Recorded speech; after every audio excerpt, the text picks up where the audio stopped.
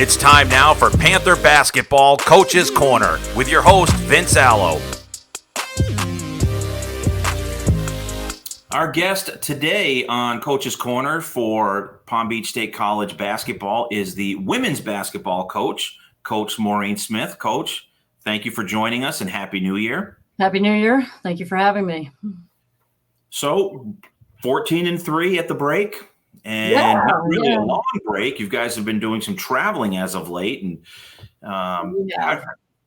so most recently over the holidays, you were in Illinois. We were in Peoria, Illinois for 3 games right after Christmas. You know, it's a great tournament. They had 4 ranked teams or three ranked teams in the country there. And, you know, we struggled in the first one, you know, that after Christmas break, it's like, how do you get that rust off when you give the kids 5 days, 6 days off, and now you get right back into it and you're thrown in the hopper. And boy, we kind of stunk it up. I ain't gonna lie. It was rough. But we did rebound from it and won the next 2, and you know, came back like we left. So that was a good thing. So it was nice to see them be resilient. Yeah.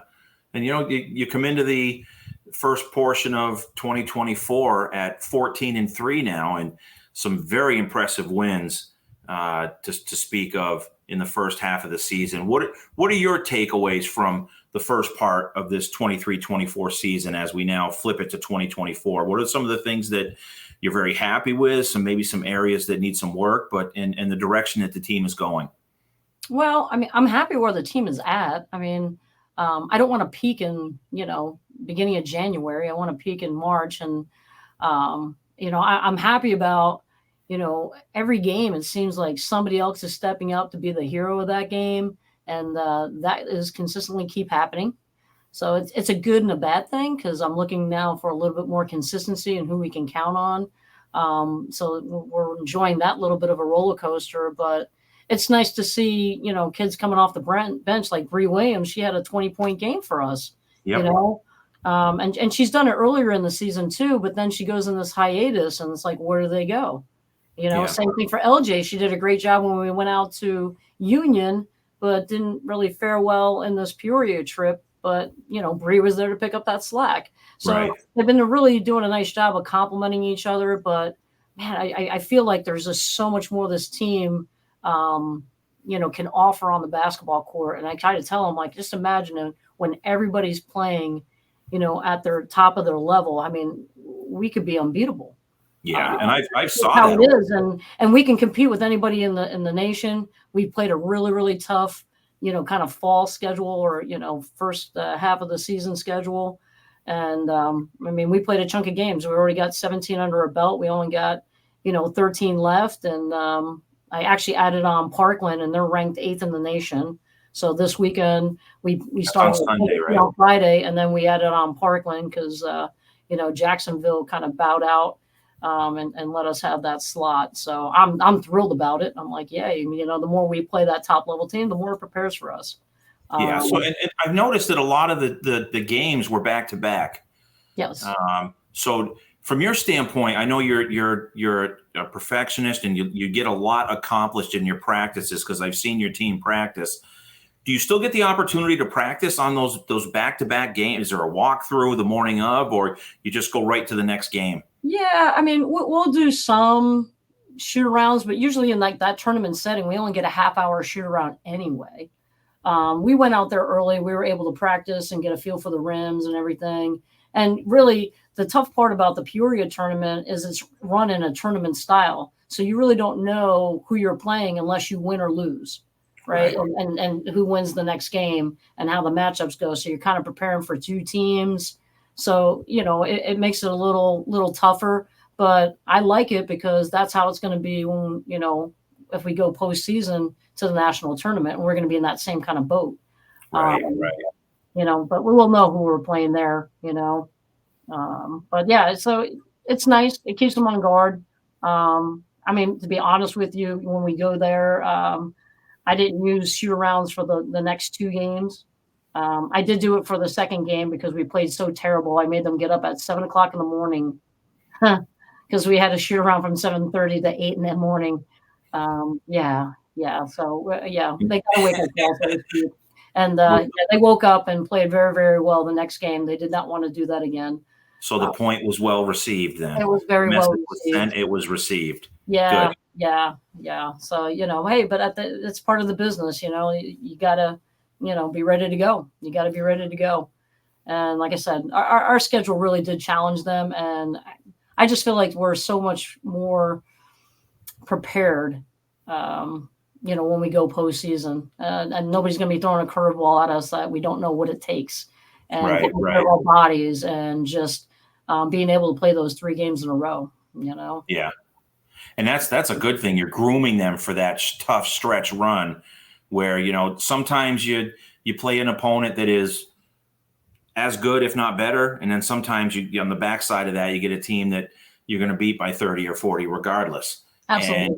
But as you get towards the tail end of the season and start to ramp up for, the playoff run, all those teams are going to be good. So it's a good learning for your ball club. And I'm sure you've learned a lot about them, after 17 games. And me just seeing you play for the first time this year, one of the things I've noticed, and Coach Norwood on the men's team, I said the same thing to him, is when you go to your bench, the team takes on a different look altogether, and there's really no significant drop-off in any area. You've got a lot of depth that you use.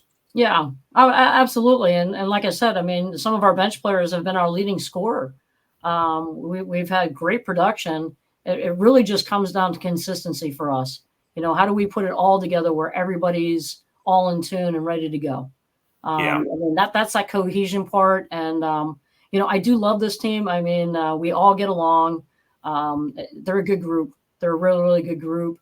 They know what's at stake, but, they got to be ready to bring it every day. And, even in practice, sometimes they kind of go through the motions, and I'm like, we don't have that luxury, for where we want to go and the goals that we want to achieve.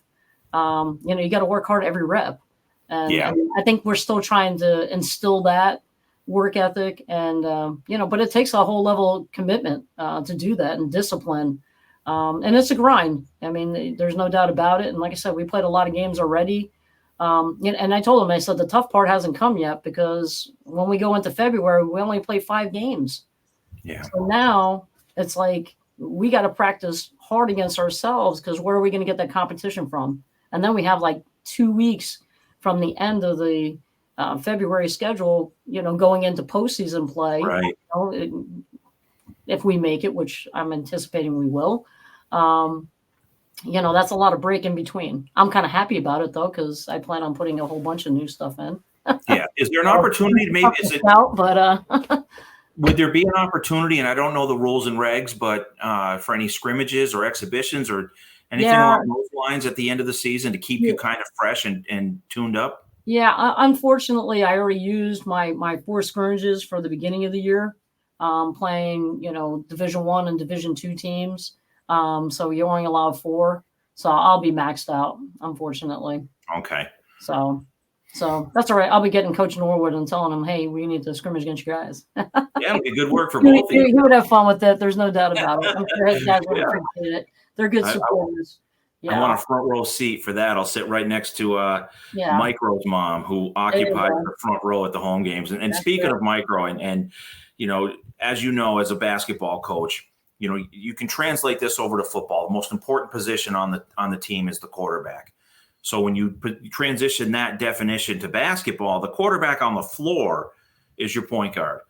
And I think that's a great luxury that you've got. You've got someone that is very intense, very athletic, and it's like the spark plug of your team at both ends of the floor. So how instrumental is that from what you're looking to do in your program and your coaching style to have that leader on the floor like that? Man, I can't say enough. Shoot, I wish I had, 3 point guards. It's definitely, it's a key spot on any team. You have to have a good point guard if you're going to be a good basketball team. They create the tempo. They make sure everybody where they're supposed to be. And Micro is just so talented. Just handling the ball. But at the same time, she makes mistakes too. When we get fatigued, we do crazy stuff. But the nice thing for her, she's a point guard that can score too. Yes. Which is nice. She attacks the rim very, very difficult, hard, and is really starting to pick up and not sacrifice her body, for that mid-range jumper. She can hit the three. So I mean, man, she's just solid. She puts up good numbers. And when you got players like Blackshear, I mean, sometimes she doesn't even have to run past half court. It's like, and she gets some good assists. So she's done a nice job having a good positive assist to turnover ratio this year. She's definitely matured. There's no doubt about it. And, our youngsters definitely look towards her for that leadership. There's no doubt. The thing I noticed about Ashley Thornton, AKA Micro, is the ball's going to be in her hands latter stages of a close game.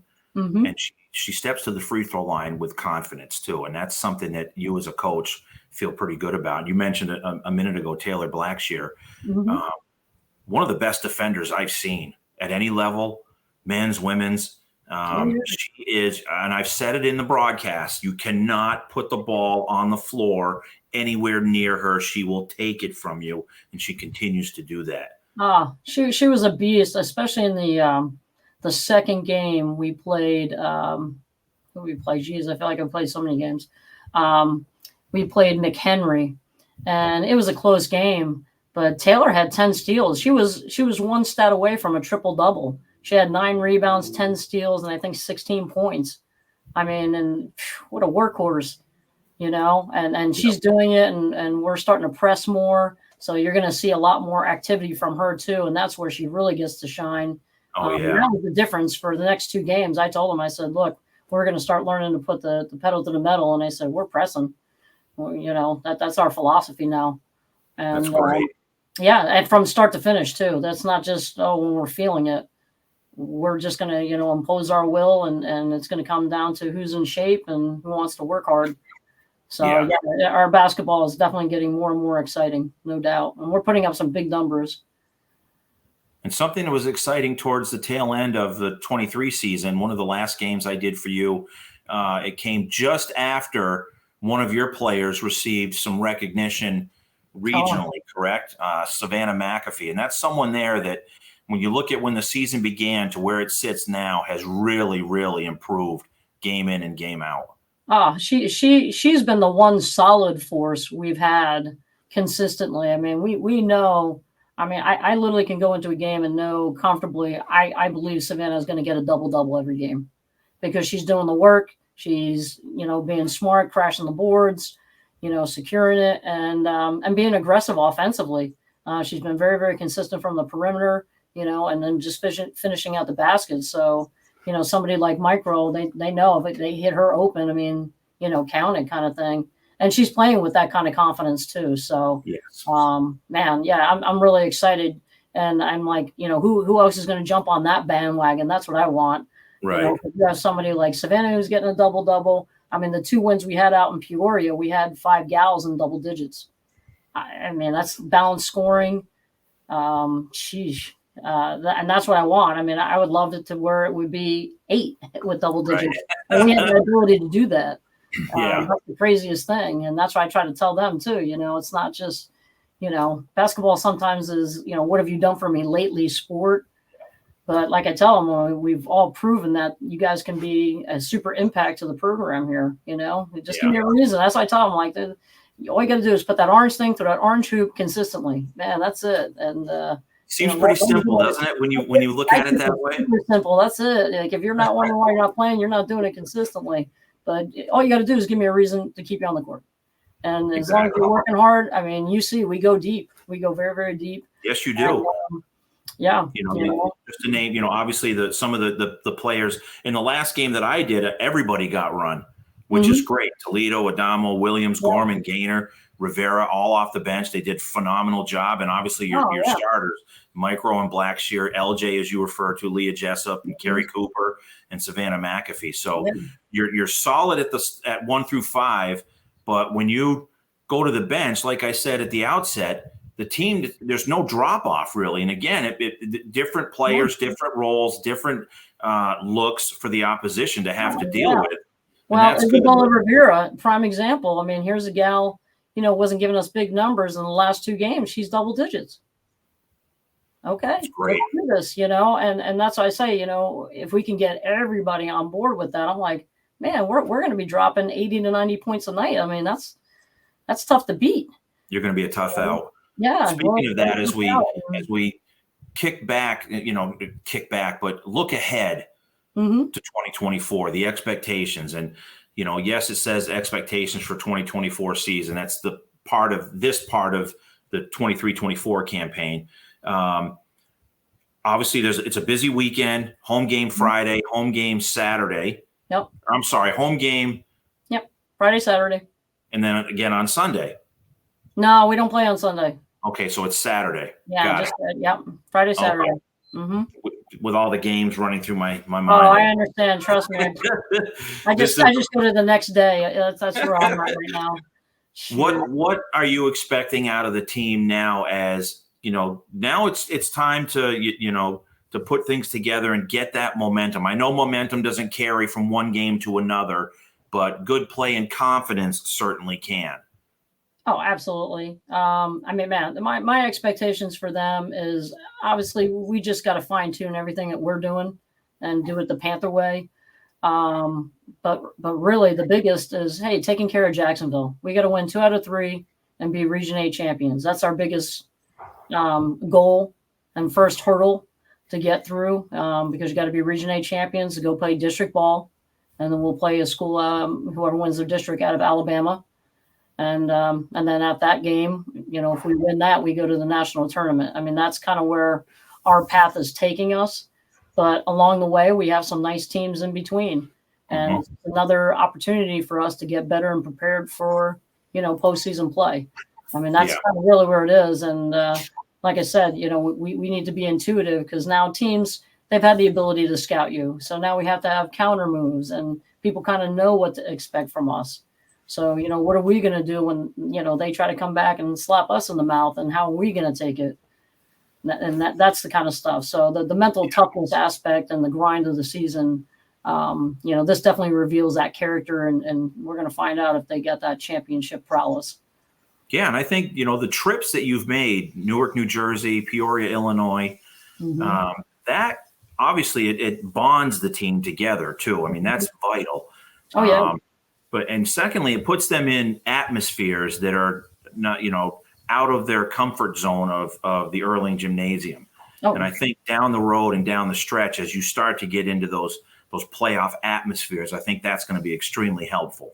Oh, absolutely. I definitely think we're road savvy. There's no problem with that. I mean, shoot, I can trust them in the airport. I mean, we're like, hey, go check in bags, go do this. And they can take care of themselves. They get to the gate. Me and Coach Mike is just like, man, it's nice to have some mature kids and they can take care of themselves.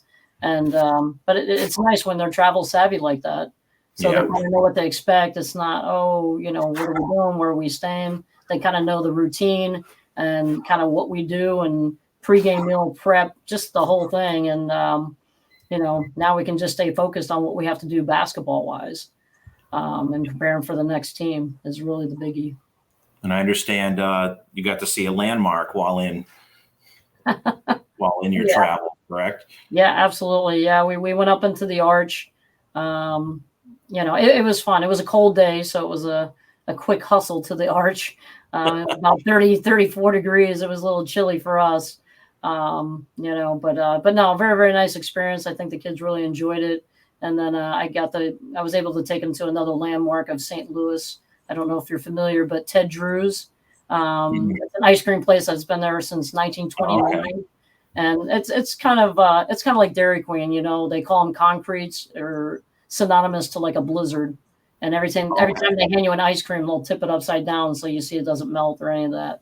So they call it a concrete. And I always try to let them have an experience of the local culture, and I think they appreciate that. And again, it's good for team bonding. I'm from Vermont originally, so when you say ice cream, I think of Ben and Jerry's, but that's just from my upbringing. But Coach Smith, you'll do Ted Drew's, because if we ever get out there, I'll take your word for it.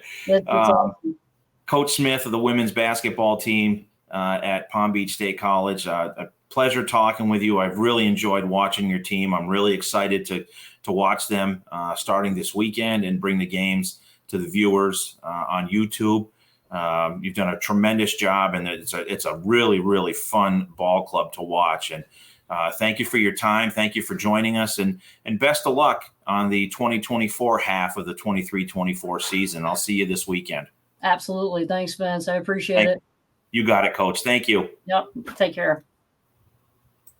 This has been Palm Beach State College Coach's Corner with women's basketball coach Maureen Smith. For a full schedule of games, go to pbscpanthers.com.